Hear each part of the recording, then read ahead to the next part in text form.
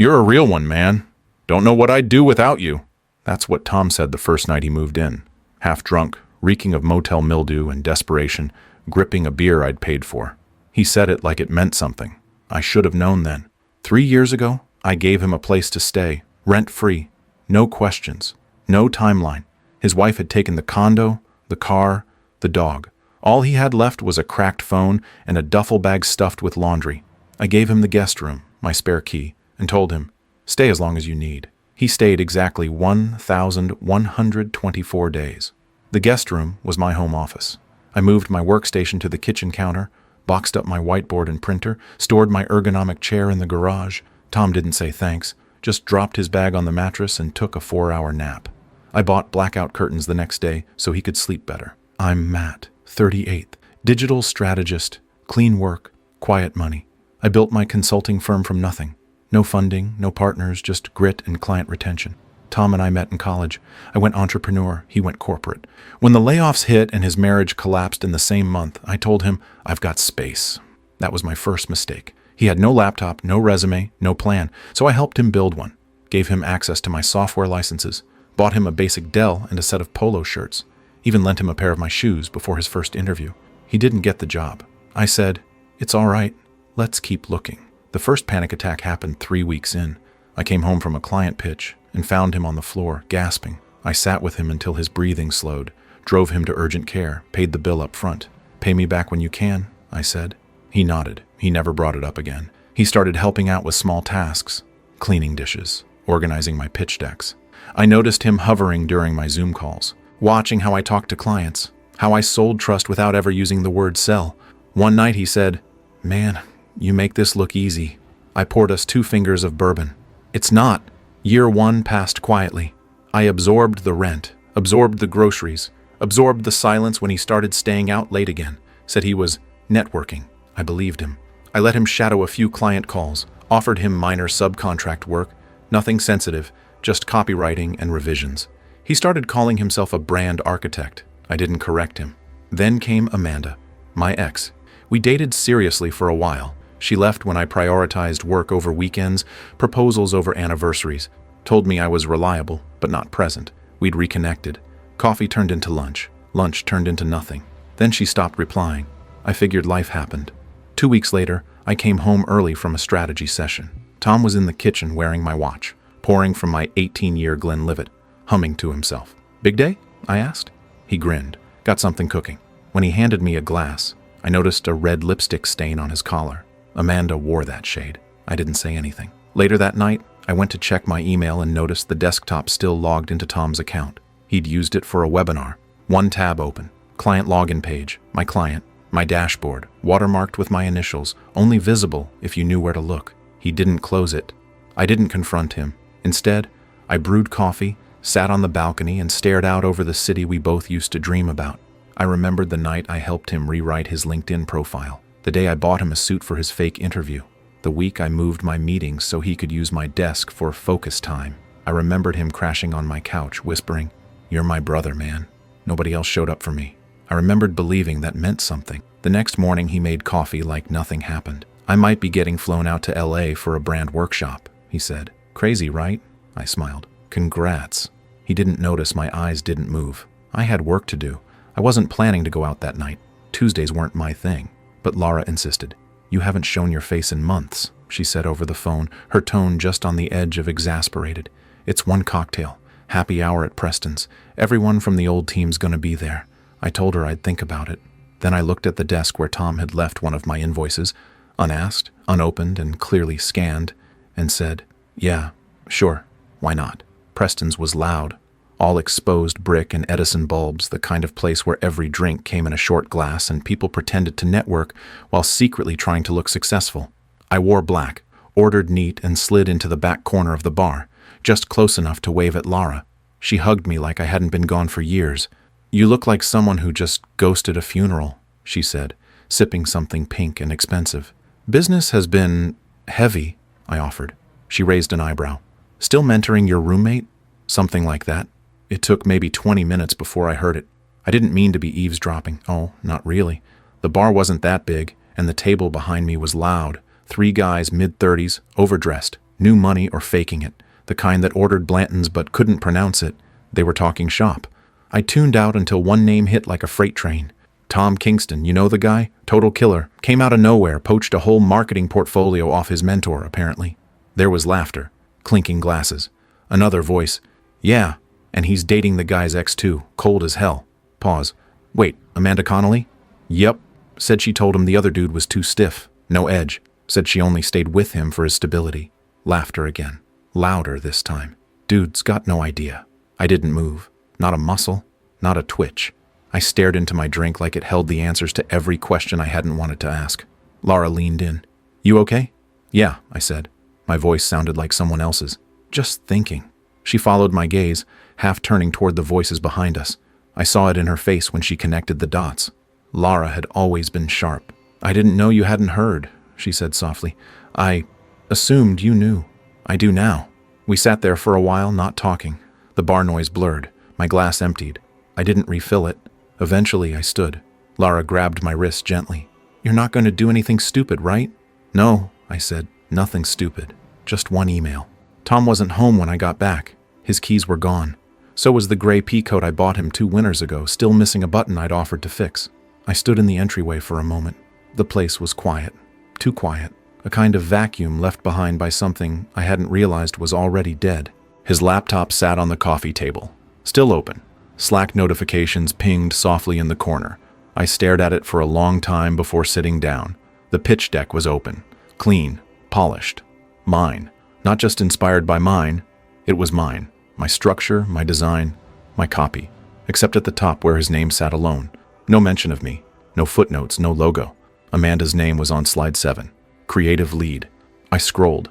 Slide after slide. Lifted word for word. He didn't even bother to change the brand colors. There's a specific kind of silence that falls in your own home when you realize you've been betrayed there. It's not dramatic. It doesn't howl or moan. It rings. Rings in the way your mind does when the air leaves the room. When the puzzle pieces click, and you understand what should have been obvious months ago. Amanda had messaged me out of nowhere 2 months ago. That was the hook. She'd ghosted me a week later. Just vanished mid-conversation. I chalked it up to life. Or second thoughts. Turns out she hadn't ghosted me. She just changed the channel. I checked my email. Nothing from Tom, of course, but in my spam folder, something new. A calendar invite. From a client I'd worked with for years. Strategy session with Thomas Kingston. Brand realignment proposal. Scheduled for next week. Attached to the invite was a Google Doc. Tom's notes. Amanda's comments. I read it all. Then I closed my laptop. And I sat there, staring at the wall, thinking about all the ways I could respond. Yelling. Breaking things, sending angry messages, posting receipts. I did none of those. Instead, I poured a drink. Not my bourbon, just water. I drank it slowly, then opened a folder on my backup drive I hadn't touched in 3 years. It was called Failsafe. Inside were contracts, client NDAS, source files, metadata audits, watermarked proposals, time-stamped decks, a signed release Amanda had forgotten she co-signed with me when she tried to land a tech brand, one she later handed to Tom. All backed up, all mine. Tom came home at 1:13 a.m. I didn't say a word, just watched as he tiptoed past my door, jacket half off, his cologne clinging to the hallway like smoke. I waited until he was in bed before I wrote the subject line. Intellectual property violation. Immediate action. Required. I didn't send it. Not yet. I wanted to sleep first.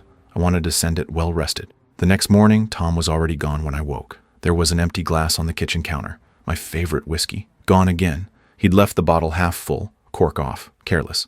He left a sticky note on the fridge. Big meeting today? Wish me luck. I peeled it off slowly, folded it in half, and threw it away. My phone buzzed. A message from Laura. Laura, you okay? I've been thinking about last night. Me. I'm fine. Laura, you sure? Because he's still bragging about you not knowing? Me. He'll stop bragging soon. I sat at the desk, the one I used to use before I gave it up for him. Opened my email, breathed in, hovered over the send button, smiled, and thought, no one ever thanks the guy who kept them from falling. But they sure notice when he lets go. I didn't hit send. Not yet. I let the draft sit in my outbox for a full day. Not out of hesitation, but precision. If you're going to pull the pin, make sure the grenade lands exactly where you want it. Tom thought he was clever. He thought poaching clients was bold. That sleeping with my ex made him sharp, untouchable. Maybe in his world, Betrayal was just ambition in better clothes. But what he didn't know, what none of them ever bothered to ask, was that I never built anything without backups, fail-safes, triggers, quiet lines of defense embedded in places no one looked. When you build alone for years, you don't just protect your work, you protect yourself. The folder was called Fail-Safe, buried under 3 decoy layers in an external drive I hadn't touched since 2020. Inside were exactly what I remembered: the signed NDAs from every client, original timestamps of every asset, metadata logs with my digital fingerprint across all proposal templates and strategy decks, a proprietary client portal interface, one I wrote in Python years ago, tagged with my personal key. Tom had cloned the look, not the structure. I could tell from a single screenshot. Sloppy. Amanda's name was on one contract in particular, a joint licensing deal from when she'd tried to launch a fitness-wellness hybrid brand and needed me to build the back end. She never finished the project. I retained the IP. Tom was now using parts of it to build his client strategy. She probably didn't even remember signing it, but the watermark she left in the Figma comments was still there. Her initials, her timestamp, her trail. The irony wasn't lost on me. The 2 people who thought they'd outplayed me had signed their names on the tools they used to do it. At 2:17 a.m., I made a list. 2. Jenna Rowe, my attorney, still on retainer. Luke Hadley, top-tier IP lawyer I'd referred to clients. Alexis Cortez, former client, now senior brand officer at Silos, a firm Tom was pitching. Taylor Quinn, Amanda's boss, firm partner, and board member. Subject: intellectual property violation, immediate action required. Attachments, NDAs, signed and dated. Comparison decks: mine, 2019. Tom's, 2023. Screenshots of code-based fingerprint tags. License agreements with Amanda's digital signature. Link to video tutorial I recorded in 2021. Same structure Tom now calls innovative. I didn't add commentary. I didn't accuse. The facts were enough. I closed the email draft and encrypted the files again. Tom still hadn't noticed that I'd locked him out of 3 shared folders, too busy playing King of a Kingdom built on stolen bricks. That morning, he swaggered into the kitchen wearing my old watch, the one Amanda gave me on our first anniversary. He poured himself espresso from beans I'd roasted myself. He toasted a slice of sourdough and said, "Got a big one on the hook. Can't say who yet, but if it lands, I'm thinking of moving out soon." I didn't look up. "Congrats," I said. He grinned. "Maybe we'll finally split that whiskey you keep hoarding." I looked him dead in the eye. "You already have." He didn't flinch. Either he didn't understand or didn't care. Either way, it didn't matter. When he left, I changed the Wi-Fi password. He'd been piggybacking off my setup for too long. Then I called Laura. "You free this week?" I asked.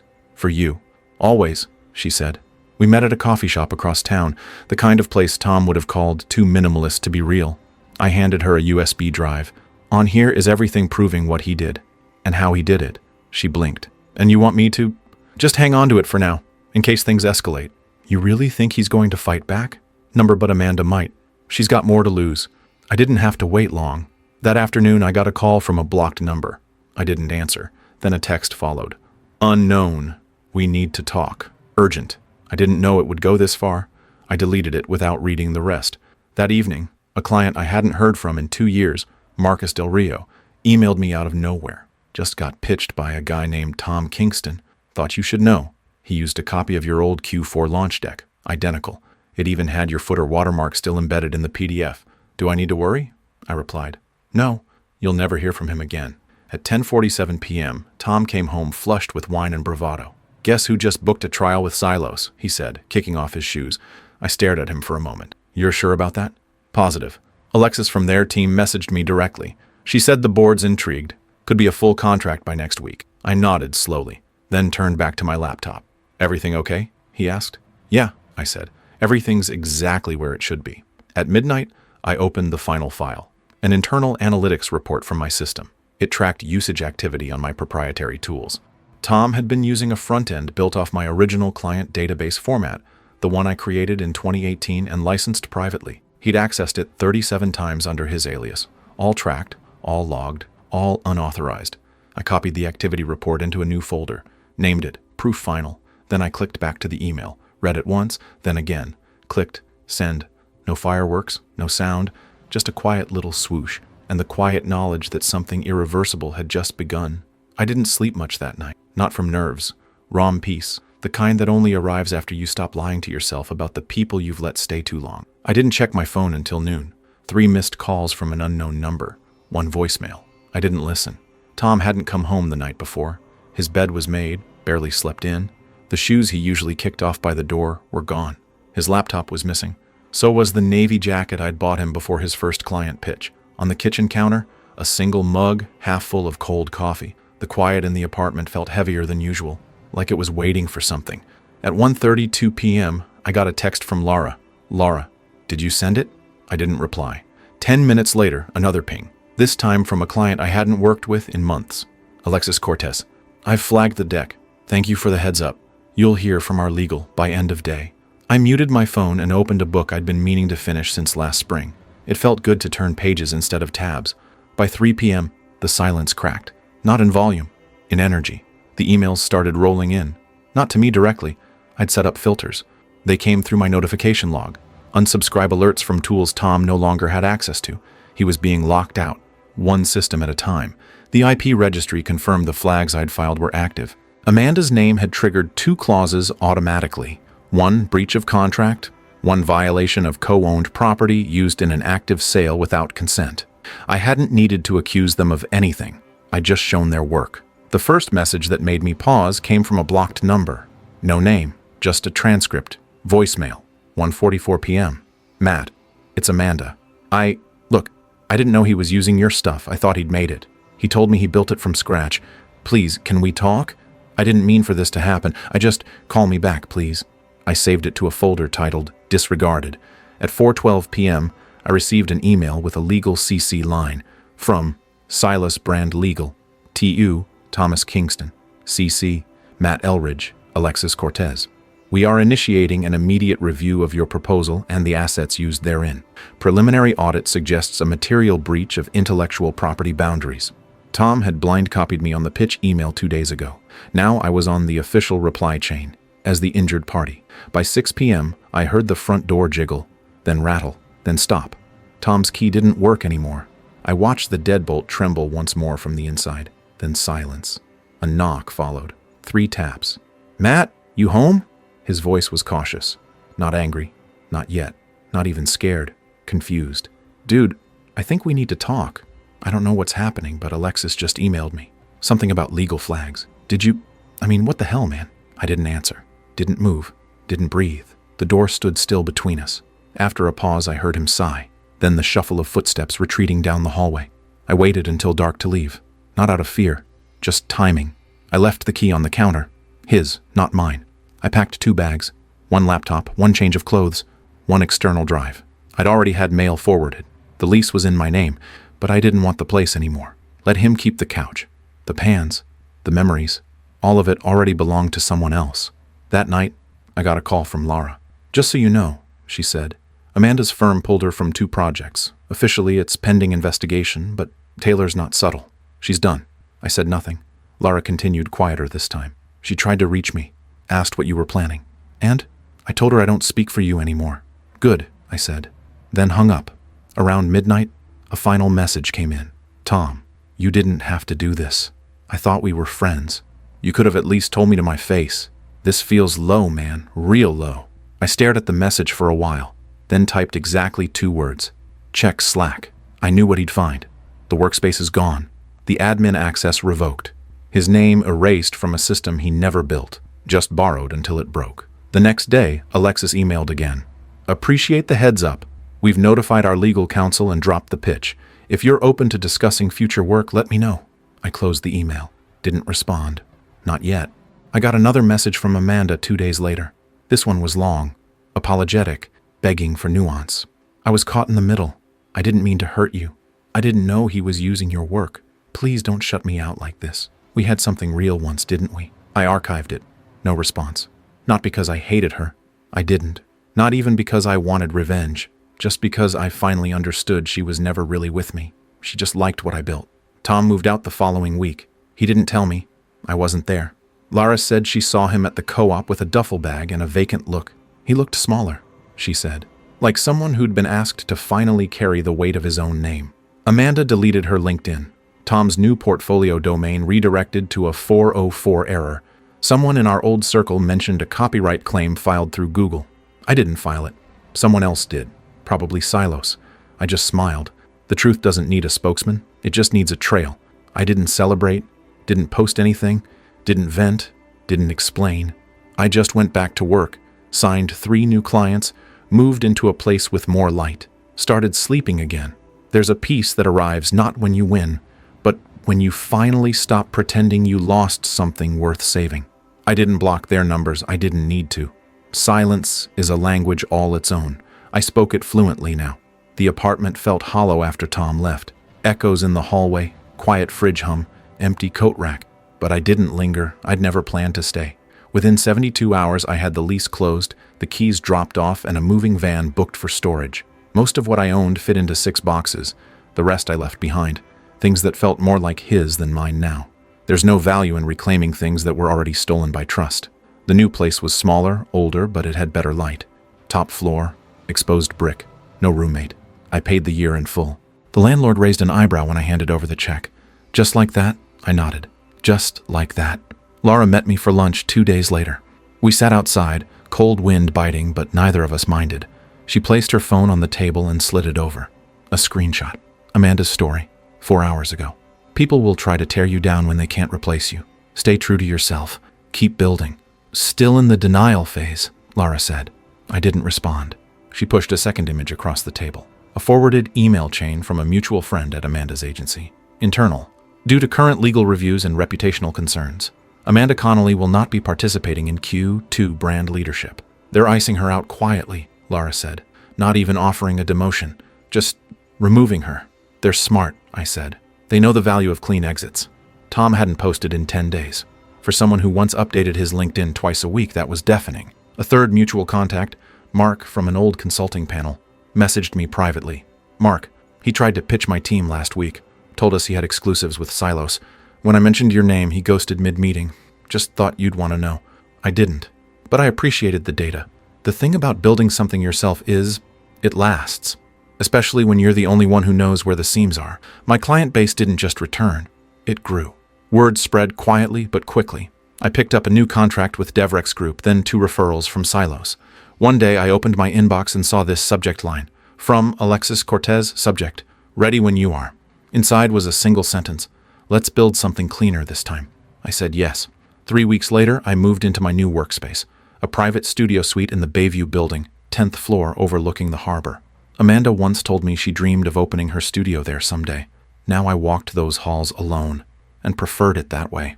I didn't mention it to anyone. Laura noticed the address when she dropped by with coffee. Bold move, she said, looking at the view. I don't think they'll be visiting, I said. Still, she hesitated. You sure you don't want to tell your side of it? Set the record straight? I shook my head. No one ever asks about the architect when the building still stands. Amanda reached out one final time. Handwritten letter. No return address, but the handwriting was hers. Neat, confident, expensive paper. I opened it slowly. I didn't know. Not everything. But I should have asked. I should have seen what was real instead of what I wanted. You were always steady, and I mistook that for stillness. I was wrong. I'm sorry. There was more. Paragraphs, even. But I stopped reading halfway, folded the letter, slid it into the back of a drawer, and never opened it again. One night I got drinks with Laura at our usual bar. Same corner table, different crowd. Halfway through our second round, she looked at me and asked, "Do you regret helping him?" I thought about it for a long time. "No," I said. "I regret not stopping sooner." She nodded. "Do you miss them?" I finished my drink. "No," I said again. "But I miss the version of me that still believed they wouldn't do it." There's a strange relief in knowing the people who betrayed you now have to live without you. Not in anger, in absence. They didn't just lose you.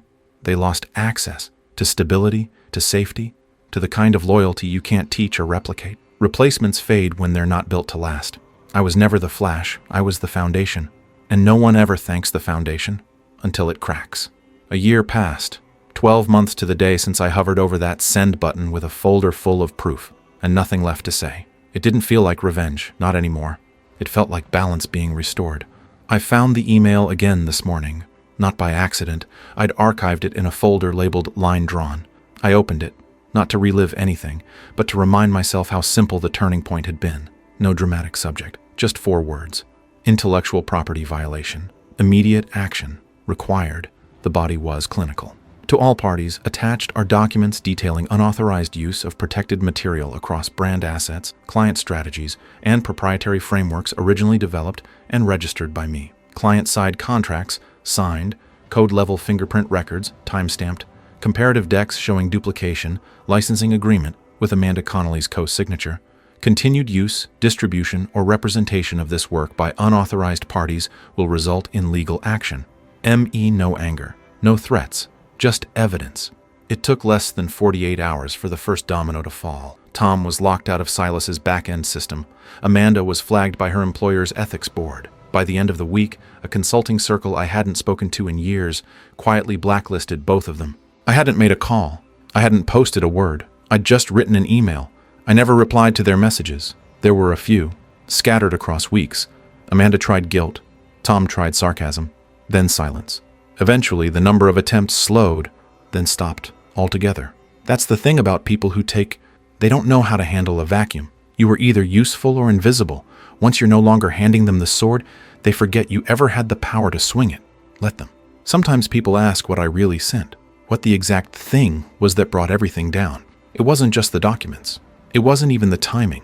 It was the years behind them. The proof that while they were borrowing what I built, I was still building. That's what killed them. Not the email. The reminder that I never needed them, but they needed me. 6 months ago, I got a text from Laura. Laura. Just saw Tom at a panel. He was watching from the back. Didn't speak. Didn't get called on. I didn't ask what panel. I didn't need to. There's always another one. Amanda vanished from the circles we used to share. One by one, her projects were reassigned. Her portfolio thinned. A quiet retirement wrapped in buzzwords like creative redirection and focus shift. A year ago, her name on a project got attention. Now it got scrutiny. I didn't celebrate.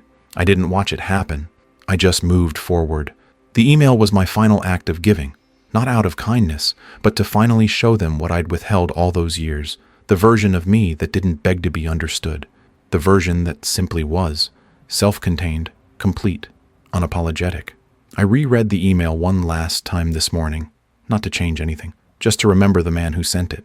Then I clicked delete, not archived, not stored, deleted, because some things, when finished, deserve to stay that way. I walked to the window of my office, 10th floor, Bayview, harbor in the distance, a little rain on the glass, clients' names scrolled on my screen behind me, contracts signed, payments pending, systems in place, stable, mine. They thought the email was the explosion, but it wasn't. It was the silence afterward, and everything I never said again. That's all for this story. I'll be back with another one. If you haven't already, please consider subscribing to the channel. It motivates me to create more content like this.